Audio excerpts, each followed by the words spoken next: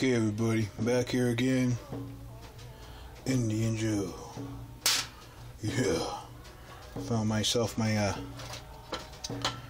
what do you call it? Pepper grinder. As you can tell, it's empty. How to refill your pepper grinder. See that?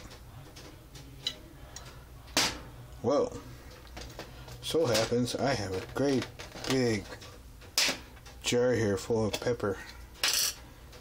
Black pepper seeds. Look at that. There we go. Just pour your peppercorns in there. Just like so. Oh, you just drop them all over the place. You know, pepper's good for you anyways. Hey, that's going to be a new rattle here for you guys all. Oh, I think I filled it up. Overfilled it. I might as well pick them all up. They are good for you though, but... What are you doing? Okay, back here again. My little buddy had to ask me what was going on here. So I told him. We don't want to overfill that.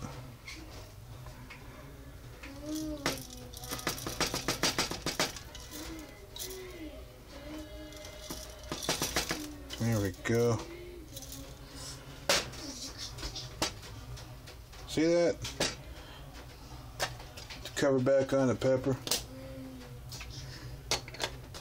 Screw that cover back on. I bought that sucker in Costco. Yeah. Look at that big giant rattle, eh? This is how to fill a pepper grinder. Yeah. Indian Joe style. Hey, oh, hey, oh. But I hear my favorite band in the background there. I wouldn't even call it a favorite band. Round dance song. Yeah. Yeah. Hey, oh, hey, oh, hey, oh. Anyways, that's how you fill a pepper grinder. Put the cover back on like so. Screw on the little cap.